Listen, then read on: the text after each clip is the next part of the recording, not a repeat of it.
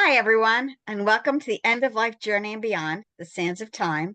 My name is Lisa Strahs-Lorenc, and I am a bereavement support specialist. Nice to see you, Susan. Nice to see you, Lisa. Thank you very much for joining me today. This is really nice. And my name is Susan Capurso. I'm an end-of-life doula and a legacy specialist. Reach out to me anytime if you'd like some information, more information on the legacy part, especially because of the holidays. Anyway, Lisa, this subject is really a great one. We both know a little bit about the topic and we decided to run with it, especially because of the holidays this month. Right. So let's start. Okay, so we're going to call this Recipes from the Heart. And interesting, when I just did a Google search, I saw people who had written down recipes that were special to them, that they remember, that they wanted to share. And then, of course, you have the American Heart Association, so the recipes for the heart. But this is recipes from the heart. And so, with the holidays coming up, and some of us missing our loved ones, and some of the people who we know are sort of at the end of life, this is a really special opportunity to remember and to carry on traditions.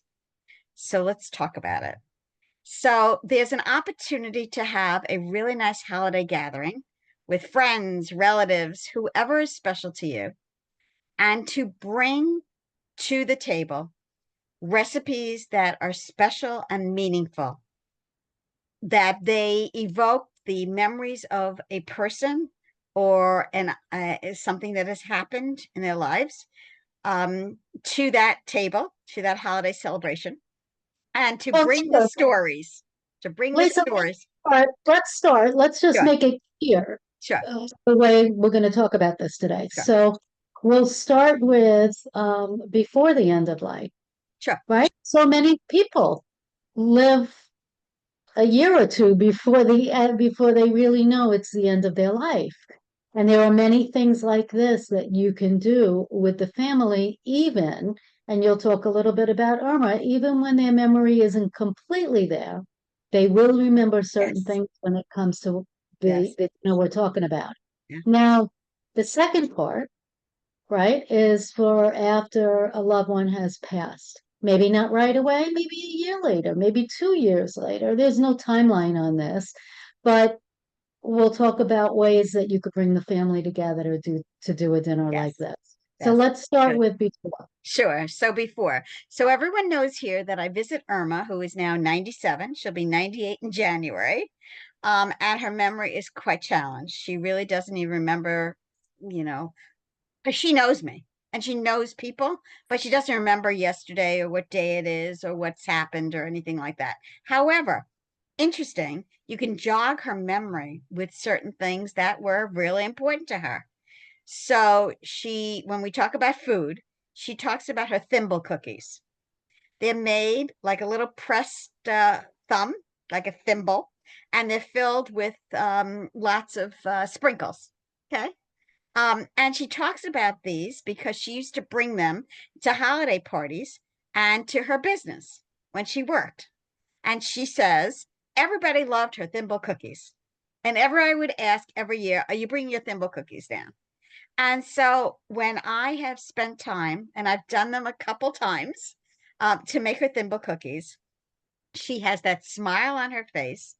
And she talks again about her coworkers loving her thimble cookies. And that memory just is there. It has not disappeared through the years. It is as vibrant as it always was. Her story is still there. And the smile on her face, where she has been blank before, is priceless. Yeah.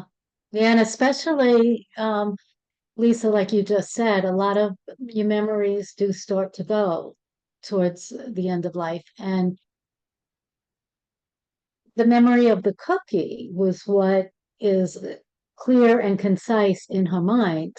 Um, Not necessarily the people who helped her make the cookie or the Right, people's names at work or even the name of her business. right, That may not be there, but she's remembering how it made her feel, correct. how good it made her feel to eat them, to give them, to Yes, make them, to all these things. That's right. right? That's That's right. what food does for us. That's right. That's right. So, and she talks about other things, her noodle kugel and her split pea soup and things like that. But these cookies seem to be very, very special to her. So, So we're kind of talking about a celebratory dinner, right? correct. If you want to call it a celebration of life at dinner afterwards or before. And it's really celebrating your loved one, whether they're here or not, um, and honoring some of the things that they loved. Now, this video might not be right for everybody because, some men could care less about what they ate. I'll get into that in a minute. But for a lot of women that are especially the cooks and the chefs in the family, after so many years, you have such distinct recipes that people love, that you love to make, and it evoked a lot of joy in your life and a lot of good feelings. So really, explain to family. I would say explain to family. And I'm a big one about invitations. When somebody has a physical invitation, forget these digital ones on the phone. They lose, they forget about. But when you have an invitation and it's up on your refrigerator, you'll usually go to something. Okay, but start with an invitation. Explain to them exactly what you're doing, and maybe even try and help them. Um, and depending on how many people are coming, you can even suggest that they make something versus trying to come up with a certain dish on their own. If you can come up with the 5 or 10 things that you knew were big staples to this particular person, give them out. Ask them to look at their favorite recipe if you don't have it, and bring it. And those will have favorite things. Yeah. What Yeah. do you Yeah. think about the whole inviting them and invitation thing? I like that, but I do a lot of evites I know you do. because and I agree with you that invitations are really nice, but evites are easy and they can go straight out to people's texts, to their emails, and onto their phones, obviously. So, That's I've done that now. okay. Yeah. Yeah. To prepare, make an event out of it. That's what Yep. I'm trying to say. Make the Yep. event. And then also, you need to set your atmosphere. Set up that space. Set up, decorate as if I don't know, you're in Italy if we're doing, Italian dishes. Go ahead, what were you gonna say? Yeah. So it's a celebration. And that's what you're referring to. We need to celebrate our lives, our legacies, and food is so much a part of that. When people think about the holidays, they think about the foods that they always eat.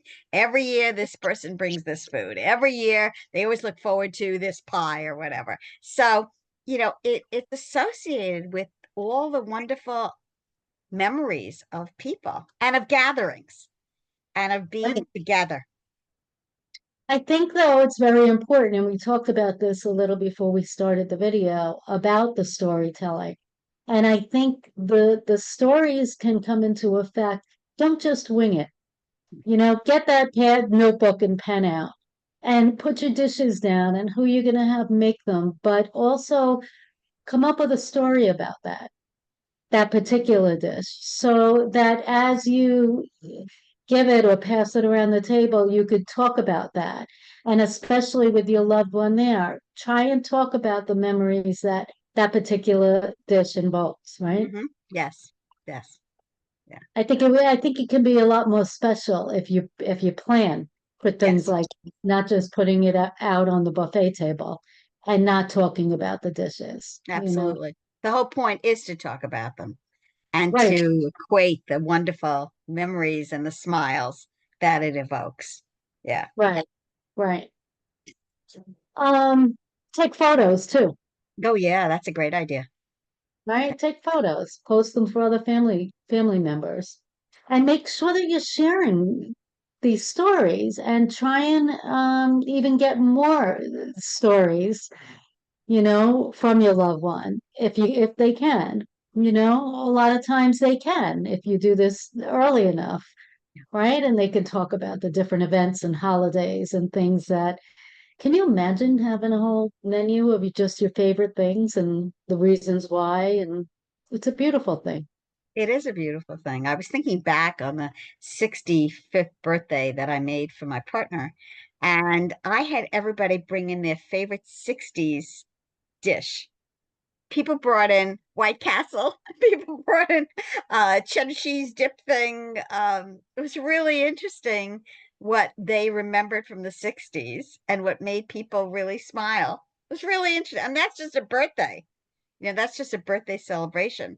But having fun doing that, it was really cool. Cool for And everyone. don't be taken back by that because a lot of people would if they were asked to bring something like that. But nowadays, with the internet and all the research that you could do, you can come up with a whole list of 50 things that our parents made us back in the 50s and the That's right. 60s, right? That's right. That's right. So you can research the information that you need. Yeah. And Yeah. then maybe, another thing that you could do too that I think would really be nice is um, share the recipes, Yes. I love that idea. right? Yep. Type up the recipes, write a sentence or two of the meaning behind it, and print one out for everybody. So everybody goes home with a little book filled with recipes. Yeah. I love That would that. be really neat. Yeah. Yeah. Yeah. So Yeah. let's talk about the memory part now, about people who now are gone and our loved ones. When people face the holidays, the first thing they say to me is that they dread it. They dread celebrating, they dread being happy, they dread being together without their loved ones and all. And that sometimes lasts for a very long time. Um, we have talked about how you can turn holidays into something else, but using recipes to bring the memories of the loved ones together is really, really special. Right. So mine is the pumpkin thing. And I'm going to repeat again some of what I've shared, I guess, in our fall stuff. But so pumpkin from the beginning, carving the pumpkin, melting the pumpkin, doing the pumpkin seeds and all was always really special for my husband and I, who met in college, and we had all the pumpkins out on the lawn in the square, in the quad they called it. And we always started doing that. But it was interesting because in 1977, I was working for an early childhood, a preschool, and we had just gotten engaged on September 3rd, 1975. Um, sorry, 1977. And in October, they had this like fall festival or something, and they made a little engagement party for me. And they gave me this pumpkin bread with the recipe, and said, "We know you like pumpkin so much, and this is a great recipe for you." And don't you think that's the recipe from 1977 that I still use today, that we used all those years when we were making anything pumpkin? And I make a lot of things pumpkin. But I have the original piece of paper still, which was out on this printed thing with the holes in it. um, but whenever I make it, I think of my husband and I think of how we shared that together. And it went to Thanksgiving and it went to all kinds of other holidays, and people really enjoyed it. So that's what that's what I hang on to, and that's what brings really wonderful memories of him and what we, share together. Right. Right. That's great. And that's what it's supposed to do. So that's what this evening's supposed to do. So we're shifting gears now into after your loved one has passed. Yep. Do you And have one? Do you have one? I just want to use the word bonding and almost in a spiritual sense, where you can bond with other people that know the same thing, or even if they don't know, let them be apart. But as far as my story, it was my husband was funny. He loved Chinese food. Mhm. He could eat Chinese food 4 nights a week. When he bought Chinese food, he couldn't buy $20 worth of Chinese food. He had to buy $50 worth of Chinese so that there were leftovers tomorrow and the next day and the next day. So now his birthday comes along every year. And we're like, okay, come on, where are we going? What do you want to do for your birthday? Oh, let's get Chinese food. strangest thing. We did it every other night of the year, but Yes. the birthday, that's what you want. So now, since he's passed, that's really the only tradition that, let's all order Chinese food for daddy, Okay. right? And Okay. that's what, so it's a simple story, but it's these But it's, memories. yeah, it's memories and it's legacy. It's what he liked. Yeah. Yeah. Yeah. My mother-in-law used to make this delicious soup. It was in a chicken broth. She called them doilies. So they were these little pasta things that she made, homemade with cornmeal, I guess. Parsley. There were several ingredients that went into it, but it took a lot of time to make it and let it sit and make it and roll it out and make the particular shape. But it was such a big deal. She wouldn't give us the recipe because it was a secret recipe. But it's funny, and after she passed, let's get together and make that now. And it just brings back the memory Yeah. of her doing it and her loving it. So you can do that with all their particular dishes. You can add in a couple as well. But I think it's a starting point for the storytelling, for the yummy thing. We all have yummy things in our lives that we think about when we were little. Yes. I think about my mother, and I feel like she made the same three or four things all the time. But I can still smell them and taste them in my mouth, on my tongue, just talking about them. And I'll never forget the two things my father made. And that's only when my mother went out. She went to a ceramics class or she did something. She had six of us, so she would hardly ever go out. He would either make liver and mashed potatoes, which you know how thrilled his six children were over liver. He Yeah. hated Daddy made dinner because that's what he made. Or he'd say, okay, then we'll have buttered noodles. But he made buttered noodles with salt, pepper, and Parmesan. Lots of pepper. Oh boy. Yeah. And so you could see all our faces sitting around the table. But it's funny that I like it now. Wow. I like it now with salt, pepper, and Parmesan cheese if I Hmm. eat too many carbs. But it's staple. It's a feel good food, right? And we Yeah. all have those. So Yes. So organizing this yeah, yeah, yeah. with friends, with family, to put it together and have it something that's organized in some way, Right. People come with their recipes, people come with the food, people share their stories. They each have a turn to go around and talk about what that food means and where it came from, you know? Um, Right. yeah, all that really makes it keeps us all in touch with Yeah, those we love and loved forever. That's why I call exactly. recipes from the heart because they're Yeah. always in our heart. And this really helps us to bring out all those wonderful memories of what they did and what we experienced with them, right? I know in your bereavement support group, you were doing something like that or planning something like that. Did I you am. do it yet? I am. No, I'm doing it Saturday. Oh, that would have been Yeah. nice to hear about that. Yeah. Yeah. I'm doing it Saturday. And it should be really interesting to see what people bring. I've not coordinated. I know most people coordinate. I've not coordinated what they're all bringing because I didn't want to spoil anybody's, Well, it's a what little, they want. yeah, it's a little bit different. But in the case that you're organizing the event, you have more control. You Yes. can tell them what to make. You can make up the recipe cards. And you could tell them to make sure you bring a story with it Oh, or absolutely. a backup story in case they don't have a story. Yes.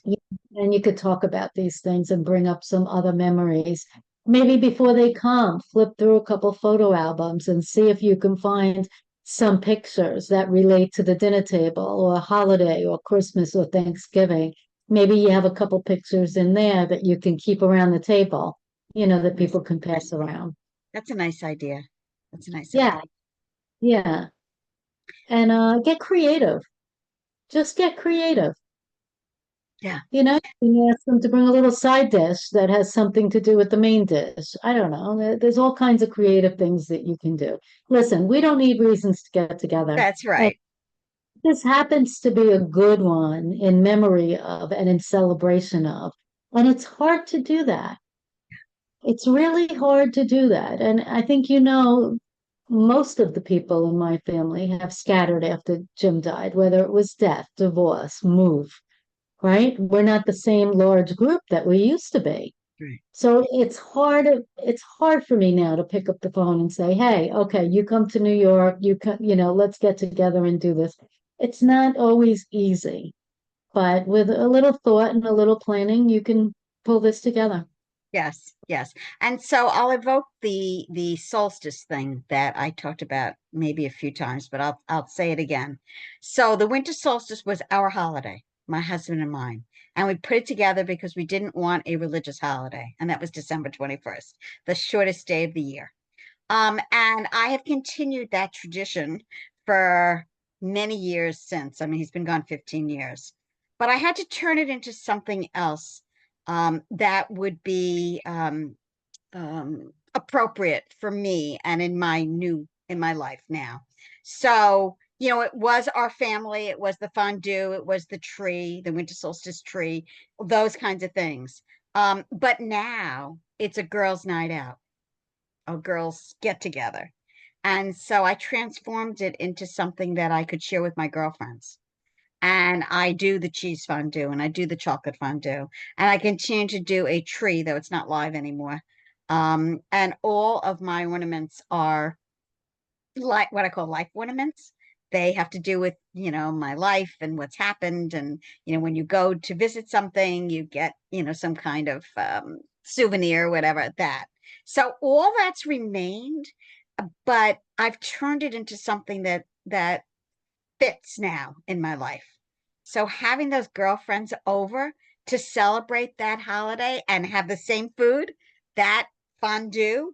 I mean, I'm using the same pot that I got in 1977 as an engagement present. Okay. That's my fondue pot. Now I have others, which are great, but that ceramic one is really important to me. So when you look at what's important and you look at celebrating and you look at your memories, you need to keep thinking about what was special and what you can continue to celebrate. And again, it's the recipes, it's the food, it's the occasions. It's a hard time for people. It really is a hard time because those people who we love are missed. There's no question about it. They are missed at the table, they are missed at our openings, our conversations, everything. But this brings something of them back to us and keeps it with us. I like the way, Lisa, that you talked about, because this is something you talk about all the time, that you talk about transforming a particular event or something that you used to do. Because we do talk about that all the time. Not necessarily the dinner, but doing other things in life. We we can't, we're not going to feel the same. That's right. That's right. You know, we have to grow around the circumstance and Yeah. what's happened to us. Yeah. And again, you can cry and sulk and put a blanket over your head for 10, 20, 30 years, or you can recreate what was in maybe a slightly different way with different ingredients, so to speak, but to make it still a beautiful occasion. That's right. That's right. And the fondue People is going say, to be forever. I already passed it down to my grandchildren and told them this is what Grandpa Fred used to do with me. And we did have a fondue dinner a couple years ago out in California. We got a few things and put it all together, and it was fun. I don't think it's "Mhm." something that they'll do as a tradition, but it's something that will always be for me, something that I do every year. It's Right. my holiday. But why can't it be? It can be a new tradition. And we've talked about traditions before on other videos, but it's so important to start new traditions, even if you feel like your family has none. Yeah. Okay. So working with the attorney a couple days a week, I do legacy wills. And Some people get all excited and talk about their family traditions when it gets comes to that area of the will. And other people say, no, we have no traditions. I have nothing that we ever did every year but stockings. Oh, that's a family tradition, stockings. Right. And but that's okay. You know, not everybody carries down family traditions from one generation to the other. It's But true. there's no reason that you can't start a new one. That's right. That's For right. many, many years after Jim's gone 10 years now. And for many years, I tried to hold on to the same old Mm, that was going on in my house and not making any changes. mm, And because I didn't know how, I didn't want to. I didn't want to let go. I didn't want to cry at something that wasn't there anymore. So I would try and stay in the same place.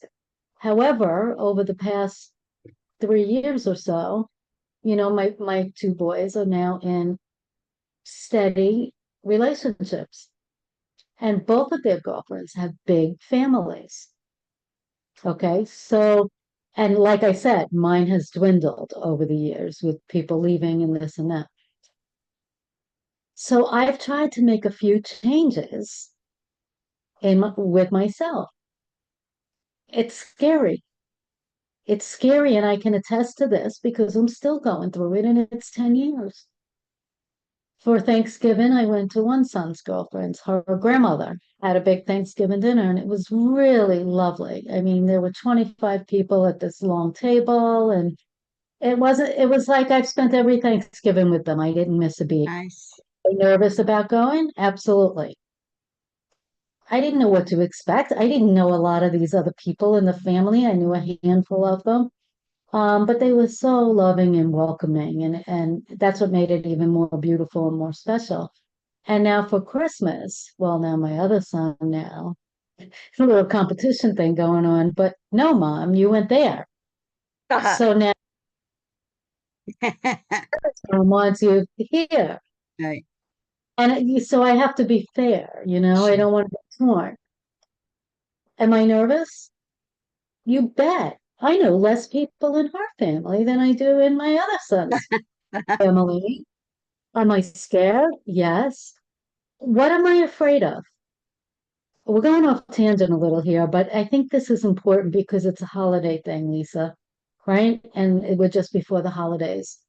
And I think about, well, you know, what am I scared of? That the whole night is just going to be completely different, nothing that I ever had before, not sitting looking at the fireplace on my TV or listening to carols or having a glass of wine or like, how different is it going to be besides not in my living room with my Christmas tree? With, you know,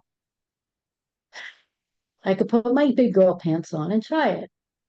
So when I tried it, it was okay and it worked out okay. Okay. And it will be okay this time. And maybe next year I'll do something different. Maybe I'll plan a little vacation and and go to a little restaurant, a neighborhood restaurant, and have an experience there. So we get to enjoy different experiences. But what my point of this whole thing is, I'm babbling.